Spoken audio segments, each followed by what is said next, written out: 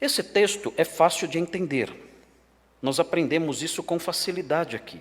Nós percebemos essas coisas quando olhamos o decorrer da história. Nós vemos que isso realmente aconteceu. Os descendentes de Canaã foram subjugados, foram expulsos da terra pelos descendentes de Sem. Essa profecia dita aqui por Noé se cumpriu. E nós vemos isso na história bíblica.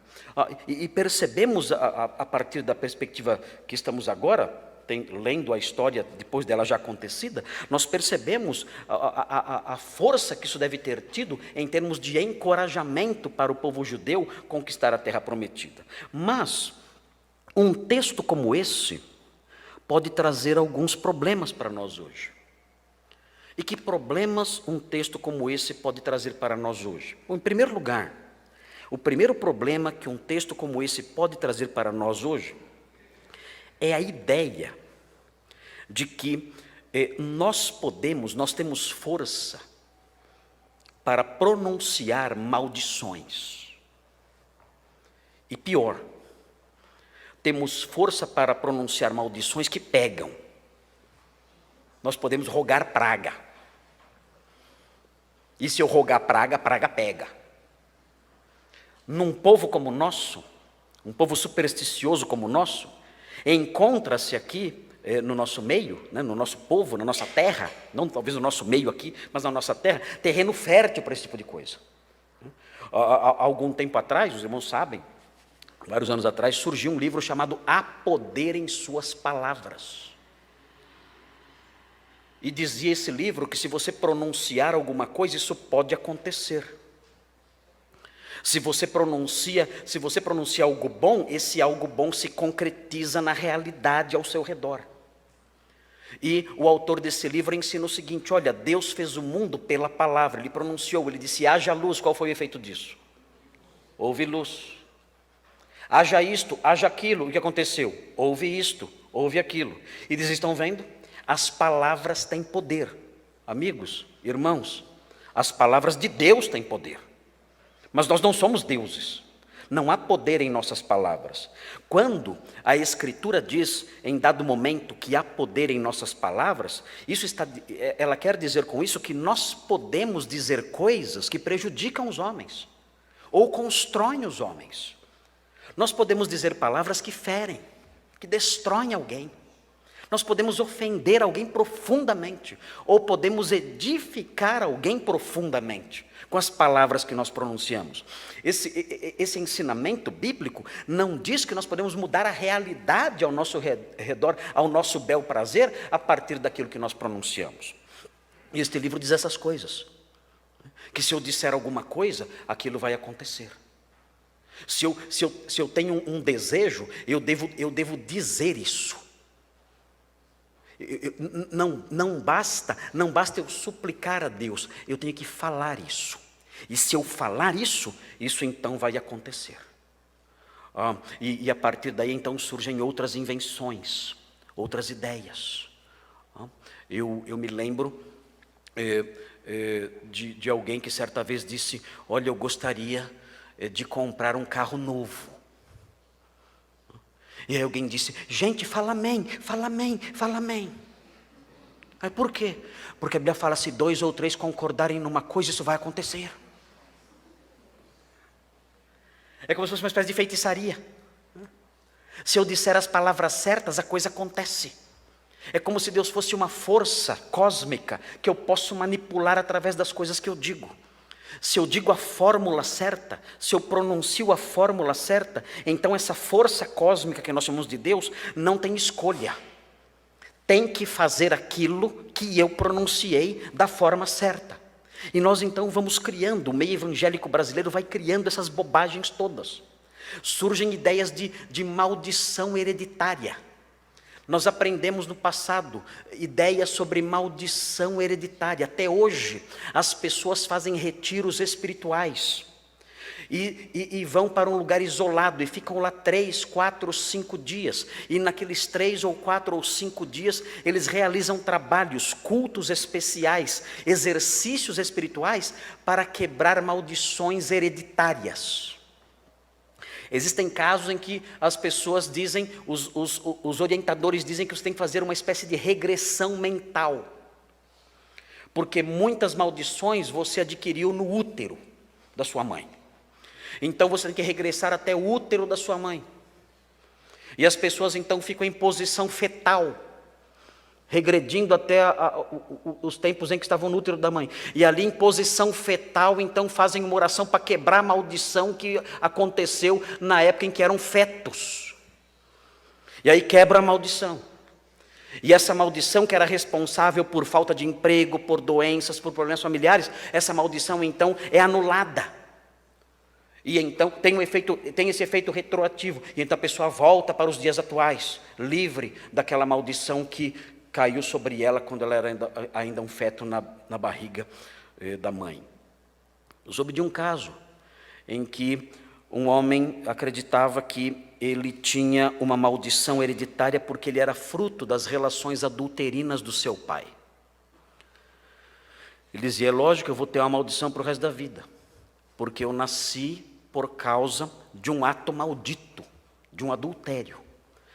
Então, qual foi a orientação? Ele voltou, ele fez uma regressão mental. E ele voltou até o dia em que ele foi concebido naquele leito adulterino. E então ali, mentalizando aquela relação adulterina, ele abençoou o adultério do pai. E quebrou a maldição do adultério do pai. E a partir de então o adultério do pai se tornou santo. E ele então se livrou da maldição do adultério e voltou para a vida presente. E agora estava livre, agora teria um bom emprego, teria saúde, teria paz na sua vida. O meio evangélico é isso hoje em dia. Invenções as mais diversas, tolices imensas, superstições sendo ensinadas por aí afora.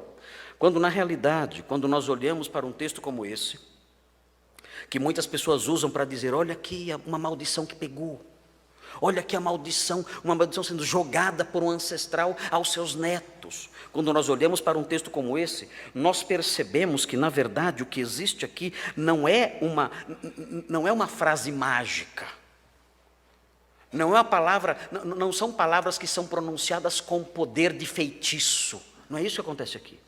O que acontece nessa maldição, por assim dizer, não é uma boa palavra para o que nós vemos aqui. O que acontece aqui, na verdade, é uma oração.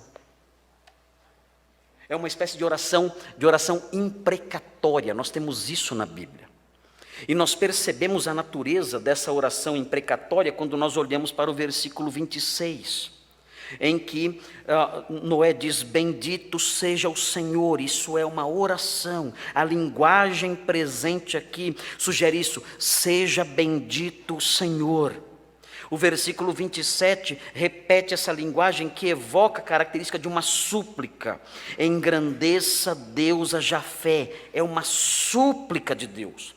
Ele não está pronunciando frases de feitiçaria. Ele não está pronunciando palavras que terão efeitos mágicos na sua descendência. Isso não existe. Isso não acontece. O que ele está fazendo é uma súplica a Deus. Ele está dizendo, usando essa linguagem, ele está dizendo, Senhor, pesa a tua mão sobre a descendência de Cã. Pesa a sua mão sobre a descendência de Canaã. Por que ele escolhe Canaã? Há quem diga que ele escolhe Canaã porque Canaã era o filho mais novo de Cã. E Cã era o filho mais novo de Noé. O texto diz que Noé soube o que lhe fez o filho mais novo, Cã. De modo que Noé teve um grande desgosto por causa do seu filho mais novo. Então ele diz, pensando na lei do talião, ele pensa, assim como meu filho mais moço me trouxe tristeza, que o filho mais moço de Cã lhe traga tristeza também. Senhor, faça com que isso aconteça. O meu filho mais novo, Cã, me trouxe angústia, vergonha e miséria. O meu filho mais novo, Cã, me fez sofrer. Eu peço ao Senhor agora que o filho mais novo dele o faça passar pela mesma coisa que eu estou passando. o filho mais novo dele, também o faça sofrer. Essa é a minha súplica ao Senhor. Eu suplico que o Senhor realize isso. É uma oração dura? É uma oração dura, mas não é o rogar uma praga. É uma súplica de Noé contra a descendência de Cã, e na sequência ele faz súplicas em prol, em favor de Sem, e súplicas em favor de Jafé. De modo que nós não podemos acreditar nessas invenções que há por aí relacionadas à maldição. As pessoas sofrem com isso. Há coisas terríveis acontecendo. Pessoas que dizem, quando eu era pequena minha mãe falava coisas. Minha mãe dizia, moleque, você não vale nada. E a praga pegou, hoje eu não valho nada. Moleque, você não vai dar em nada. E a praga pegou, eu não dou em nada hoje em dia. E a pessoa atribui todos esses fracassos à suposta maldição que a mãe jogou. E carrega ali um fardo enorme, e por causa dessas crendices se sujeita a ensinos falsos. Eu preciso participar de uma corrente de oração para quebrar essas maldições todas. A minha professora, quantas maldições ela não jogou em cima de mim? Quantas maldições. Eu tinha uma professora que jogava maldição e o apagador. Eu não sei o que era pior, mas quantas maldições e quantos apagadores foram jogados sobre mim. Eu tenho então que participar de uma reunião especial. Eu tenho então que participar de uma reunião de quebra dessas maldições. Do contrário, eu vou continuar com esses problemas na minha vida, na minha família, no meu trabalho, em toda a área do viver. Eu vou enfrentar essas coisas. E as pessoas se escravizam por causa disso, são escravizadas por isso, enganadas por isso e exploradas por isso. Porque não compreendem textos bíblicos como esse. Não existem pragas e maldições que os antepassados podem jogar sobre nós. Isso não existe. O que nós temos aqui é uma súplica. Noé fez uma súplica. E o Senhor ouviu a sua súplica.